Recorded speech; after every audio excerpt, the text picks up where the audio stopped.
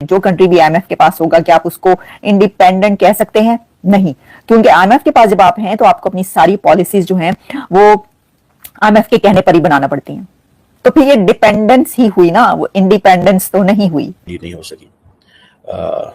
That is something very significant. ये मैं क्यों आपसे कह रहा हूँ या क्यों मैं बात कर रहा हूँ आपसे?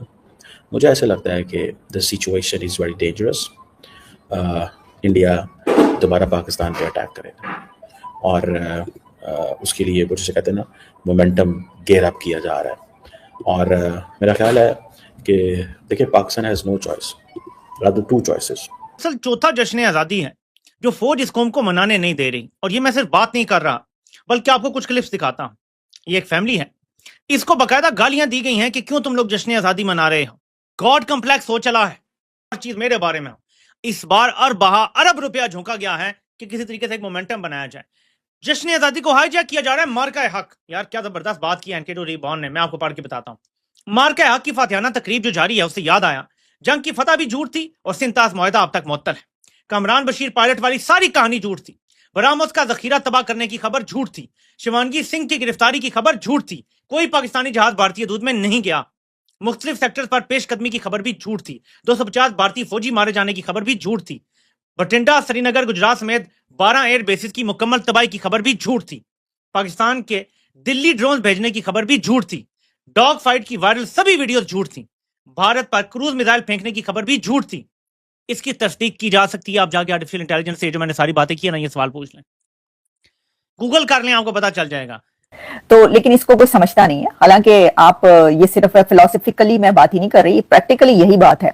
और देखिए 70, अच्छा एक तो ये समझ में नहीं आती कि किसी को समझ में नहीं आती, मुझे ये समझ में नहीं आती कि किसी को समझ में नहीं आती कि 77th है, 78th है, कोई 78th लिख रहा होता है, एवरी ईयर यही होता है, कोई 77th लिख रहा होता है। वो असल में कुछ ये शख्स क्या कर रहा है पाकिस्तान के साथ, आप तसव्वुर नहीं कर सकते। आप अपना जश्न आज़ादी मनाने के लिए आज़ाद नहीं है मेरे पाकिस्तानियों, और फिर भी आपको ये लगेगा कि आप आज़ाद हैं। मुझे ज़रा बताएं, आप अपना जश्न आज़ादी मनाने के लिए आज़ाद नहीं हैं इस मुल्क में। ऐसे है जैसे लोग यतीम हो गए हैं। यकीन माने सूरत हाल इस टाइम ये है कि जैसे पूरी कौम का बाप इस दुनिया में ना रहा हो, ऐसी सूरत हाल है। आप बलूचिस्तान के हालात देख लें, आप खैबर पख्तूनख्वा के हालात देख लें, आपको यही चीज़ नजर आएगी।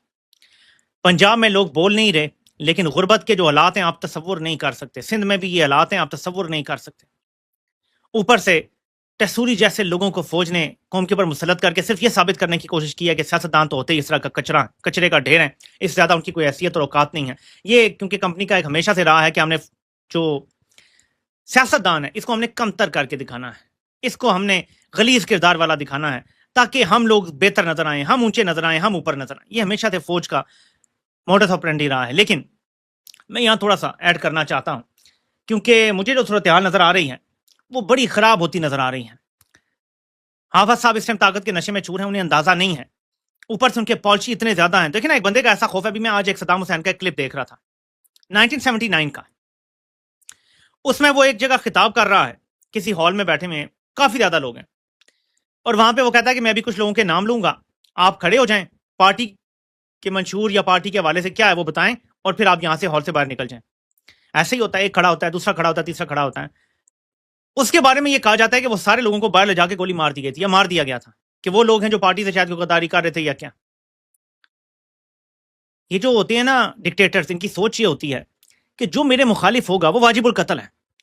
100% हाफिज की यही सोच है कि जो मेरा मुखालिफ है वो वाजिबुल कत्ल है। वो अपनी जात को बहुत अरफा वाला बुलंद मर्तबा समझता है। ये साइकोलॉजिकल प्रॉब्लम है, ठीक है। इस वजह से जुल्म और जबर इतना ज्यादा है कि जो कमजोर दिल लोग हैं वो तकरीबन सरेंडर कर चुके हैं। मैं बात कर रहा हूं सियासी जमातों की, सब सियासी जमातें इसलिए सरेंडर कर चुकी हैं। इमरान खान है और उसकी अवाम है, दरमियान में आप कुछ बाकी नहीं रह गया। असल में कुछ लोग जो है वो गिनते हैं पिछले वाले साल को और कुछ लोग गिनते हैं अगले आने वाले साल को। तो 78 है ये। अब सोचना ये होगा कि 78 ईयर्स में आपने क्या खोया और क्या खोया, क्योंकि पाया तो बहुत कम है। तो वो कहते हैं कि वो जो पाया है वो वही पाया है जो कि आपने खाया है। तो जो आपने थोड़ी देर पहले खाया था वो पाया था, लेकिन खोया बहुत ज्यादा है। तो वो जो खोया है, अब आप ये अहद करें कि आपने आगे जो है वो क्या करना है, कितना को खोना है उतना ही खोना है, और بہت ہی کم پانا ہے یا کچھ زیادہ پانا ہے یہ کچھ پانا اور کھونا زیادہ ہو گیا، اس لیے ہم اس سے آگے بڑھتے ہیں. دیکھیں ایک طرف تو خیر جہاں وہ دھوم دھڑکے کے ساتھ انڈیپینڈنس ڈے منایا جائے، لیکن وہیں پر دفعہ 144 لگا دیا. جشن آزادی پر 14 اگست والے دن جب منچلوں کو سب آزادی ہوتی ہے کہ وہ جو مرضی کریں، سیٹیاں بجائیں، اپنی جو اس کے وہ ہیں موٹر سائیکلوں کے وہ سلنسر نکال کے پھریں، ایک ہی تو ان کے پاس رات ہوتی ہے، اور اس دن بھی جو ہے نا وہ رات کو لوگوں کو، لڑکوں کو پکڑا جا رہا ہوتا ہے. لیکن اب تو 144 لگائی ہوئی ہے 14 اگست والے دن، یعنی کہ آپ نے اپنی برتھ ڈے والے دن جب لوگ کنٹری کی برتھ ڈے سیلیبریٹ کر رہے ہیں، اپنے ہوم لینڈ کی برتھ ڈے، تو آپ نے 144 لگا دی، 144. یہ کہاں کا انصاف ہے اور یہ کیا ہو رہا ہے؟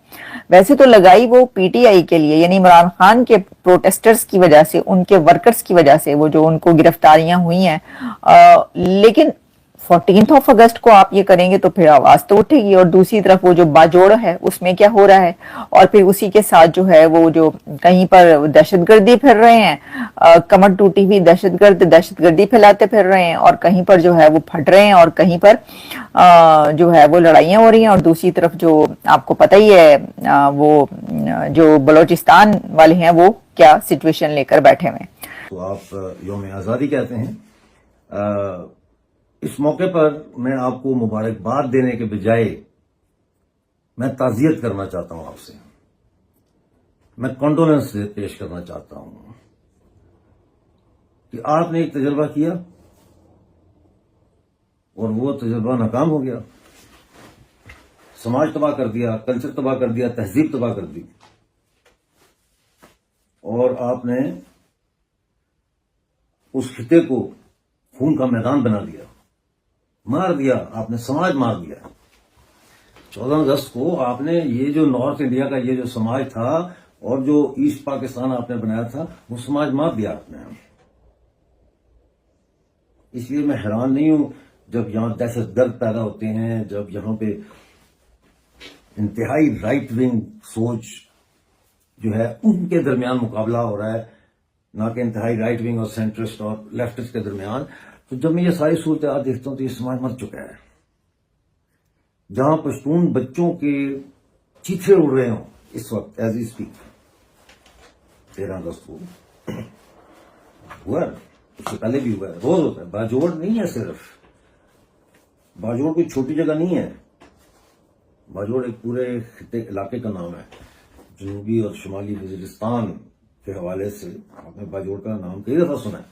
وہاں بچوں کے چیتھے اڑ رہے ہیں، وہاں پہ ایسی گرافک فوٹوگرافس مجھے بھیجی ہیں لوگوں نے جو میں خود بھی نہیں دیکھ سکتا، اور میں نے ان کو یوٹیوب پہ شیئر نہیں کیا کیونکہ وہ مرنے والے کی بھی تعظیم کی کہ اس کے جسم کی نمائش نہ کروں اتنی بری حالت میں، اور اس کے گھر والوں کی بھی کہ ان کی دل آزاری نہ ہو.